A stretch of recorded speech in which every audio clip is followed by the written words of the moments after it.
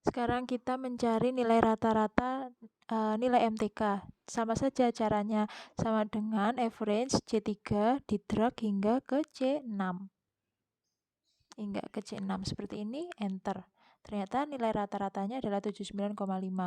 Sekarang bahasa Indonesia nilai rata-ratanya sama dengan average dari sel D3 hingga sel D6.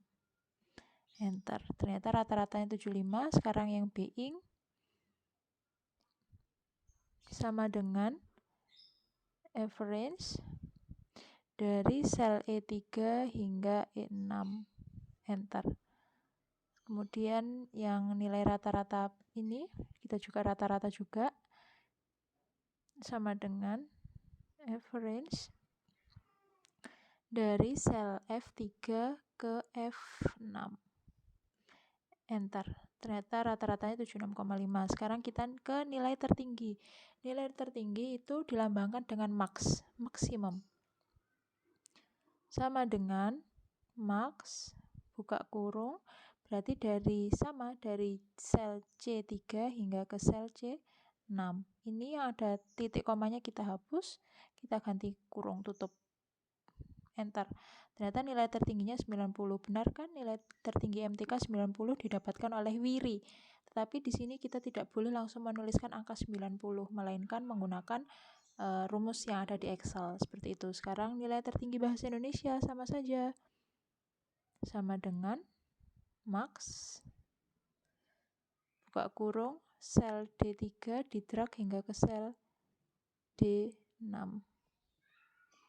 Ini titik komanya kita hapus, kita ganti tutup kurung, enter. Ternyata nilai tertinggi BI juga 90 ya. Sekarang nilai tertinggi Bing sama dengan max, buka kurung, dari sel E3 hingga E6.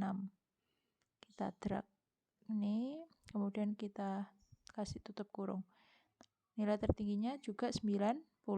Benar kan? Sekarang rata-rata sama saja. Nilai rata-rata tertingginya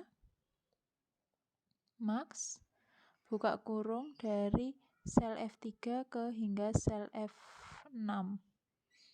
Nih kita tutup, enter. Ternyata rata-rata tertingginya benar 87, sekian, seperti itu. Kalau tadi nilai tertinggi pakai max, nilai terendah pakai minimum. Sama dengan minimum, min, buka kurung, sama sel C3 didrag hingga ke sel C6. Tutup kurung, enter. Sama ya, nilai terendahnya 65. Bahasa Indonesia juga demikian. Sama dengan min, buka kurung, didrag dari D3 ke D6. Tutup kurung. Kemudian Bing sama dengan min, didrag dari E3 hingga E6. Tutup kurung, enter. Sekarang rata-ratanya juga kita cari nilai rata-rata minimum sama dengan minimum, buka kurung, drag F3 hingga F, ini hingga F6 ya. Ini bisa kita ganti manual. F6. Nah, tutup kurung. Nah, ternyata benar nilai terendahnya 66. Sekarang kita ketikkan nilai jumlah siswa. Kita tahu bahwa jumlah siswanya itu ada 4, tapi ingat tidak ditulis manual, tetapi pakai rumusnya. Bagaimana caranya? Sama dengan count, pakai count, buka kurung, dari C3 hingga ke C6. Di sini kita bisa tulis manual. Kalau kesusahan ngedrag C6. Nah, seperti ini. Tutup kurung, enter. Oh, sorry. Kok C6 sih? Ini C3 hingga C, kita drag ada deh. C3 hingga C6. Enter. Oh, ternyata 4 ya, benar ya, ternyata tadi salah. Kemudian sama dengan count, buka kurung, dari D3 hingga D6. Enter.